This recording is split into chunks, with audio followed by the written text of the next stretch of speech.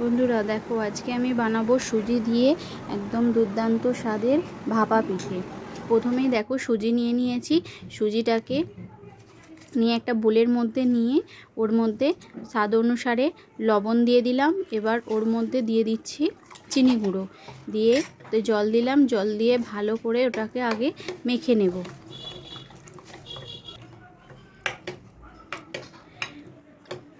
ভালো করে মেখে নিয়ে তারপর ওটাকে কিছুক্ষণের জন্যে রেস্টে রেখে দেব। আর এদিকে দেখো, নারকেল কুড়ো করে গুড় দিয়ে ছাই মেরে নিয়েছি। এইবার এই নারকেল কুড়োটা কিছুটা নিয়ে এরকম লম্বা লম্বাভাবে একটু শেপ দিয়ে করে নেব। বন্ধুরা, এই রেসিপিটা খেতে কিন্তু দারুণ লাগে।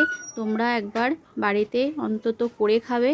তে খুব সহজেই এটা বানিয়ে নেওয়া যায়, কোনো ঝামেলা ছাড়াই। দেখো, এটা বানিয়ে নিয়েছি। এরপর সুজিটা যে রেস্টে রেখেছিলাম, দেখো খুলে নিলাম। সুজিটা পুরো ফুলে উঠেছে একদম। এবার এর মধ্যে দিয়ে দেব হাফ চামচ বেকিং পাউডার, দিয়ে আবারও ওটাকে ভালো করে মিশিয়ে নেব। মিশিয়ে নিয়ে দেখো, গ্লাসের মধ্যে একটু তেল মাখিয়ে নিয়েছি। এবার ওই মেশানো ব্যাটারটা ওর মধ্যে দিয়ে দেব। দেখো, আমি 3টে গ্লাসে করেছি। আগে ব্যাটারটা তুলে নিচ্ছি, তুলে নেব।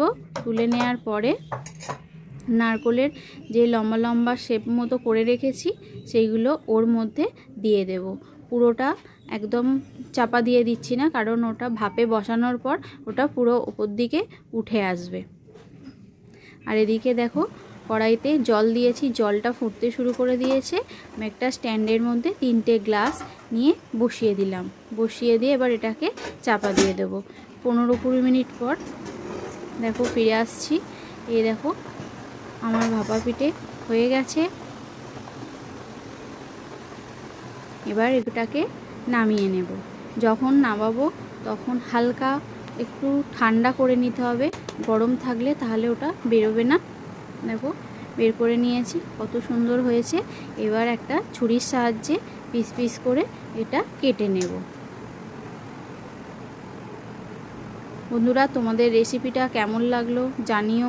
ভালো লাগলে অবশ্যই লাইক কমেন্ট করবে, আর বাড়িতে অবশ্যই করে খাবে। দারুণ খেতে বন্ধুরা।